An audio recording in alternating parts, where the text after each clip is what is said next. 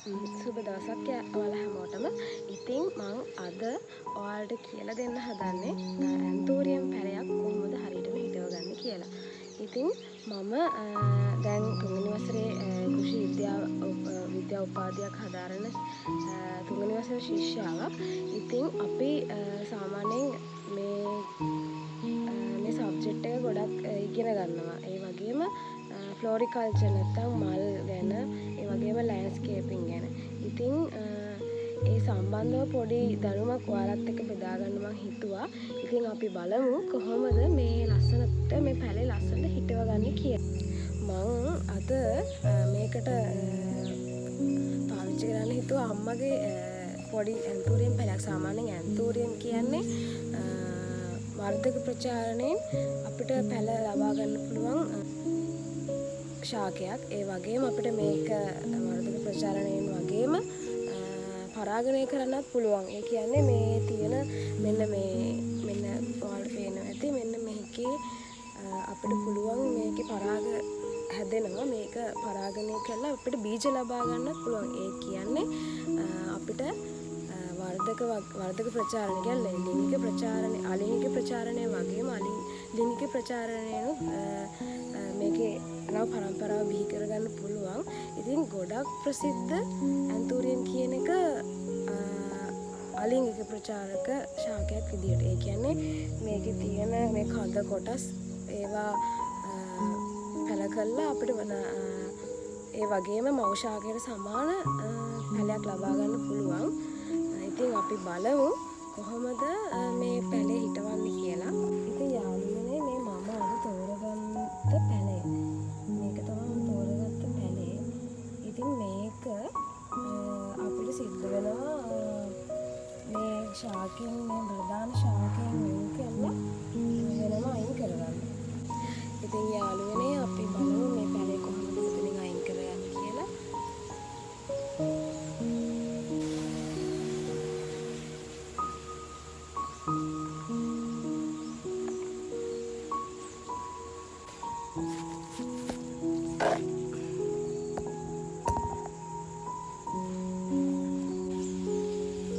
ඉතින් යාළුවනේ මම අද තෝරගන්න හිතුවේ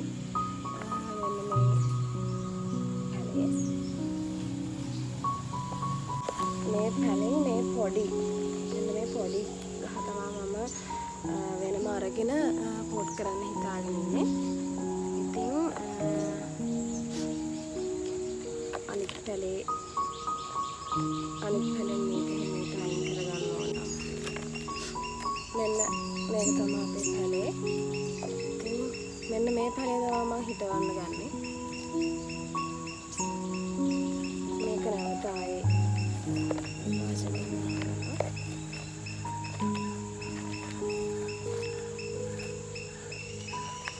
මෙන්න මේ පොඩි ශාකය. මේකේ ගොඩක් තියෙන්න පුළුවන්. ඒ කියන්නේ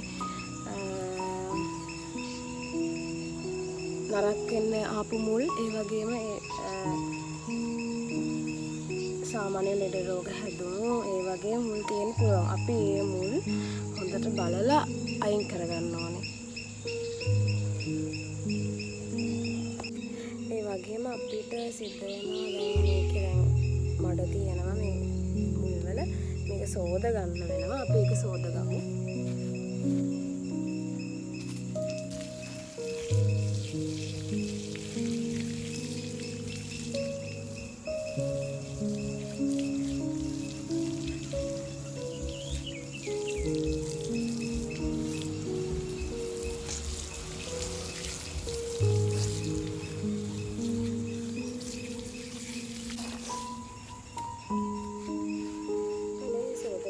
පස්සේ මෙන්න මේ විදිහට තමයි පේන්නේ.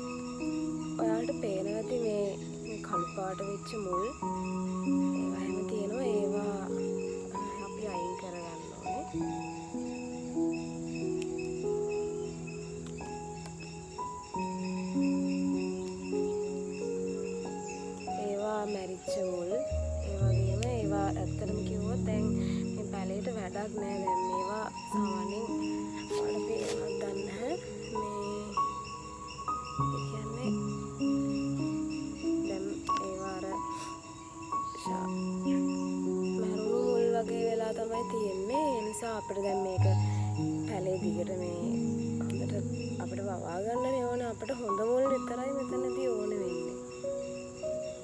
මේක නම් හොඳට හැදීගෙන යනුමුලා. ඉතින් මේ තියෙන්නේ මම හදාගත්ත පැලේ. ඒ කියන්නේ දැන් සකස් කරගන්න කියන්නේ පොට් එකේ හිටව ගන්න යන පැලේ. ඉතින් අපිට ඕනි වෙනවා මම පොඩි පොට් එකක් මේකට ගත්තා. මේ තියෙන්නේ පොට් එක. මම මේකට අඟුරු මේ අඟුරු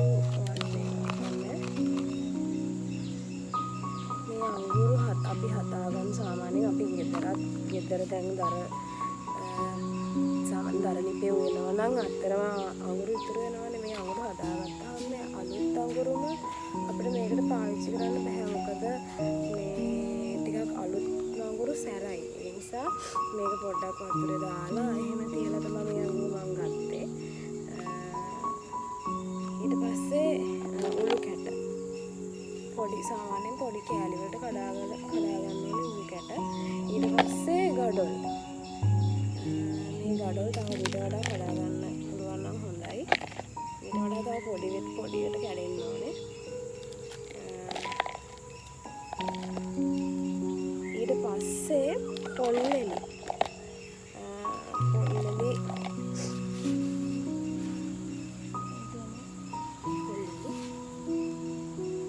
මේක වතුර දාලා පැගෙන්න දාලා තියෙනවා නම් හොඳයි. මම ඒක දැන් දාගන්නේ.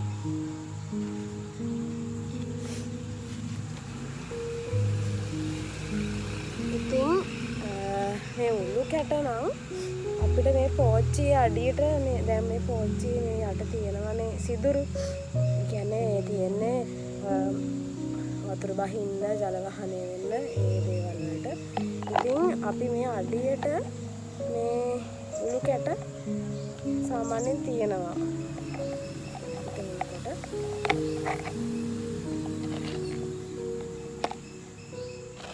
එහෙම උළු කැට තියාගෙන ඊට පස්සේ අපිට මේ දැන් අපි මේ හදාගත්ත මේ ගඩොල් කැට තියෙනවනේ. මේ ගඩොල් කැට හොඳට පොඩි කැට වලට හදාගෙන ඊට පස්සේ ඒකට අපි මේ අඟුරු ටිකක් දාගන්න ඕනේ. ඊට පස්සේ මේ පොල් එලි ටික දාලා හොඳට මික්ස් කරන්න ඕනේ.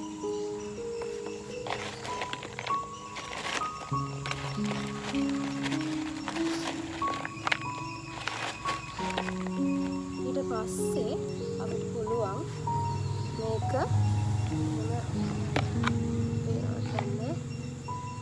මෙහෙම පොට් එකේ තියලා ඉස්සෙල්ලාම ඊට වටේට පොඩි ගඩොල් කැට ටිකක් දාගන්න ඕනේ.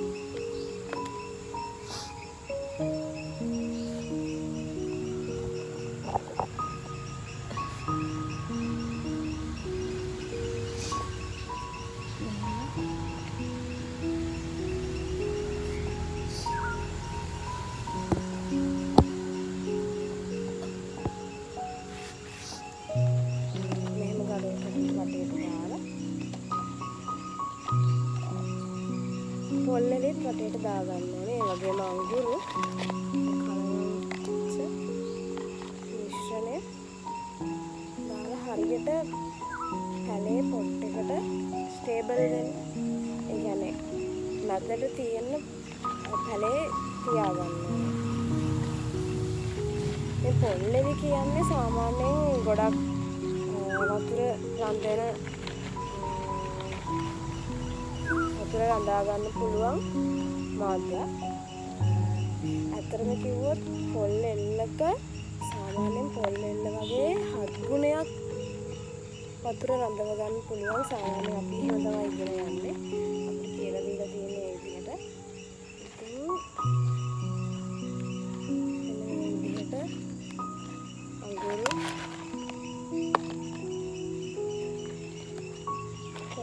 වටේට දාලා පැලේ හිටව ගන්න තමයි තියෙන්නේ.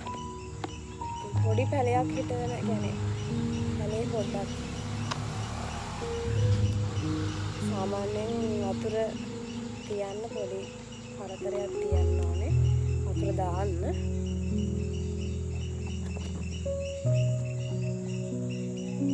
ඉතින් මේ තියෙනවා හිටව පැලේ. තියෙන්නේ හරියටම පොඩ් කරගන්න හැටි. ඉතින් මම හිතනවා ඔයාලා පැලයක් ඇන්තූරියම් පැලයක් කොහොමද හරියට හිටව ගන්න. ඒ වගේම මාධ්‍ය මොකද්ද? ඒ කියන්නේ සාමාන්‍යයෙන් මම මෙතන පාවිච්චි කරේ පොල්ලෙලි, අඟුරු, ගඩොල් කැට සහ උළු යොදාගත්තේ අඩියටම. ඉතින් මේක තමයි සාමාන්‍යයෙන් ඇන්තූරියම් පැල කරන මාධ්‍ය. ඒ වුණාට ඇන්තූරියම් ඕනම පසගත් හැදෙනවා. අපි සාමාන්‍යයෙන් ඉගෙන ගන්න මේ මාධ්‍ය. ඒ කියන්නේ මේ මාධ්‍ය එකට එක අනුපාතයෙන් තමයි හිටවන්න ඕනේ. උළු කැට යටට දාලා ඊට පස්සේ ගඩොල් අඟුරු ඒ වගේම පොල්ලෙලි දාන තරමට ගොඩක් හොඳයි. මොකද වතුර රඳා පවතින නිසා. ඉතින් මම හිතනවා ඔයාලා යම් අදහසක් ගන්න ඇති කියලා. ඉතින් තව දවසක මේ වගේ වීඩියෝ එකකින් හමු වෙන ගමන් කෘෂි කෘෂි විද්‍යාව ඒ වගේම පැලවවන හැටි ගැන පොඩි තව මේ වගේ වීඩියෝ එකකින් හමු වෙනකන් ඉතින් සුබ දවසක්.